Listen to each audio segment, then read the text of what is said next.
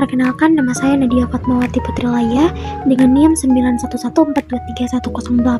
Di sini saya akan menjelaskan 5 contoh studi kasus dari kelompok 1 sampai kelompok 5. Nah, langsung saja di sini ada contoh studi kasus kelompok 1 yang diambil dari materi kelompok 1, studi kasus pencatatan ekuitas PT Sejahtera Abadi. PT Sejahtera Abadi didirikan pada awal tahun dengan setoran modal tunai sebesar 150 juta dari pemilik. Pada akhir tahun, perusahaan memperoleh laba bersih sebesar 40 juta rupiah dan memutuskan untuk membagikan dividen tunai sebesar 10 juta rupiah kepada pemilik. Selanjutnya di sini ada gambar, ada jurnal transaksi. Yang pertama ada saat setoran modal. Kas 150 juta berada di posisi debit dan modal disetor 150 juta berada di posisi kredit. Yang kedua ada saat perusahaan memperoleh laba bersih. Ikhtisar laba rugi 40 juta rupiah berada di posisi debit, laba ditahan 40 juta rupiah berada di posisi kredit.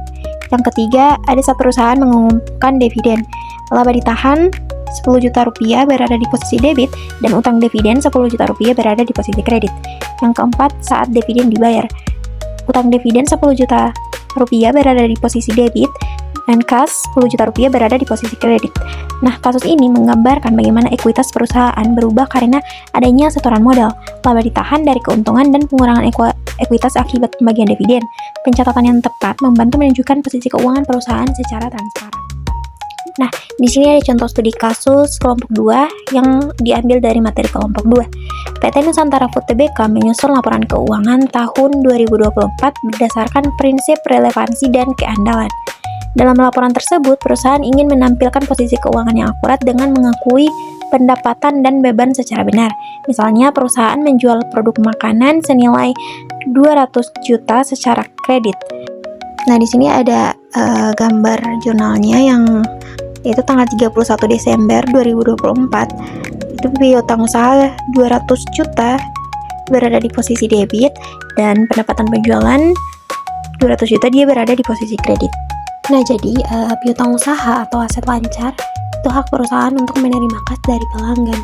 Sedangkan pendapatan penjualan itu dia hasil ekonomi dari aktivitas utama perusahaan, yaitu menjual produk. Selanjutnya ada contoh studi kasus kelompok 3. Di sini PT Makmur memutuskan untuk berinvestasi pada PT Sentosa pada tanggal 1 Januari 2025. PT Makmur membeli 25% saham biasa PT Sentosa senilai 800 juta rupiah. Kepemilikan 25% ini memberikan PT Makmur pengaruh signifikan dalam kebijakan operasional dan keuangan PT Sentosa, sehingga metode ekuitas harus diterapkan. Nah, ada transaksi selama tahun 2025. Yang pertama ada pembelian saham. Tanggal 1 Januari 2025, PT Makmur membeli 25% saham PT Sentosa seharga 800 juta. Yang kedua adalah laba bersih Investe. Selama tahun 2025, PT Sentosa melaporkan laba bersih sebesar 240 juta. Dan yang ketiga ada pembagian dividen. Pada tanggal 15 Desember 2025, PT Sentosa mengumumkan dan membagikan dividen tunai total sebesar 80 juta. Nah, di sini ada jurnal akunnya. Di sini tanggal 1 Januari 2025 mencatat pembelian investasi di mana investasi pada saham PT Sentosa 800 juta berada di posisi debit dan kas di 800 juta berada di posisi kredit. Yang kedua ada pengakuan laba bersih Investe tanggal 31 Desember 2025 mengakui bagian laba bersih PT Sentosa 25% dikali 240 juta sama dengan 60 juta rupiah, di mana investasi pada saham PT Sentosa 60 juta berada di posisi debit dan pendapatan investasi dia 60 juta berada di posisi kredit. Yang ketiga ada penerimaan dividen tanggal 15 Desember 2025. Di sini mencatat penerimaan dividen dari PT Sentosa 25% dikali dengan 80 juta sama dengan 20 juta rupiah, di mana kas 20 juta berada di posisi debit dan investasi pada saham PT Sentosa 20 juta dia berada di posisi kredit. Jadi jumlahnya di sini ada harga perolehan awal 1 Januari 2025 800 juta ditambah bagian laba bersih Investe 60 juta dikurangi bagian dividen yang diterima 20 juta. Jadi nilai investasi akhir tahun 31 Desember 2025 adalah 840 juta rupiah. Selanjutnya ada contoh studi kasus kelompok 4, penjualan kredit dan pengakuan pajak. Perusahaan PT Mekarjaya Sentosa adalah distributor alat-alat elektronik. Pada tanggal 1 Oktober 2025, perusahaan melakukan penjualan 50 unit televisi kepada toko Makmur secara kredit dengan harga total 500 juta rupiah. Syarat pembayaran adalah 30 hari setelah pengiriman. pengiriman barang sudah dilakukan pada tanggal tersebut, dan semua kriteria pengakuan pendapatan berdasarkan P172 telah terpenuhi. Berikut adalah data keuangan dan perpajakan PT Mega Jaya Sentosa per 31 Desember 2025. Nah, terus di sini ada data keuangan. Di sini adalah laba akuntansi sebelum pajak ada 8 miliar rupiah. Terus ada perbedaan permanen dia 500 juta rupiah. Ada laba fiskal untuk perhitungan pajak ada 7 miliar 500 juta rupiah. Terus ada beda temporer negatif 400 juta, dan tarif pajak penghasilan PPH dia ada 22%. Nah, perhitungannya itu yang pertama pengakuan pendapatan. Pendapatan diakui saat penyerahan barang 1 Oktober 2025 karena kriteria PSAK72 terpenuhi. Jurnal penjualan 1 Oktober 2025 itu dia piutang usaha 500 juta rupiah berada di posisi debit, dan penjualan 500 juta rupiah berada di posisi kredit. Yang kedua, ada perhitungan pajak penghasilan PPH terkini. Pajak dihitung berdasarkan laba fiskal. Beban pajak kini sama dengan tarif PPH X laba fiskal.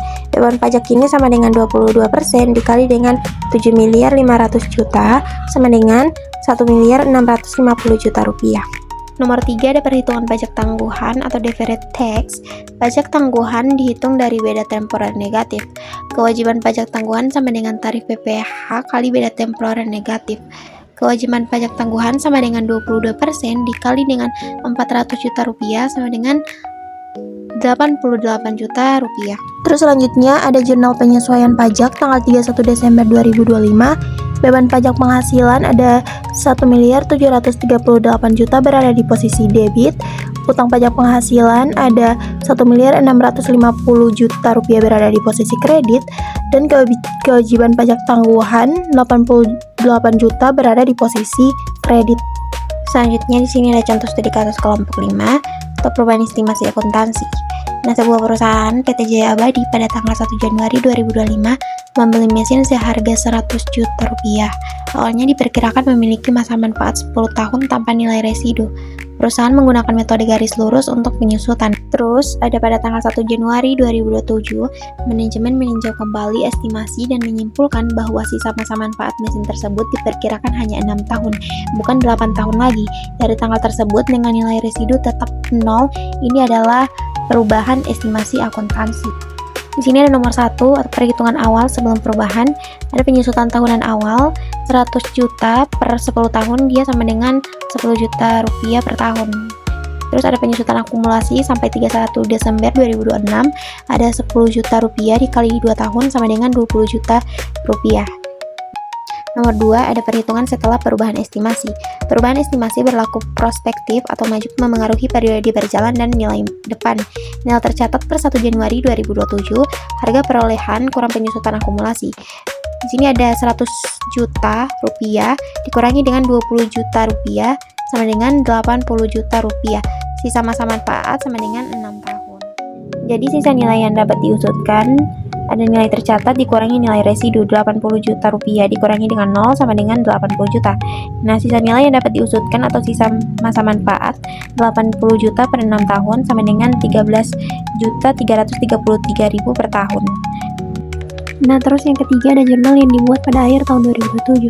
Perusahaan akan mencatat beban penyusutan tahun 2027 berdasarkan estimasi yang baru.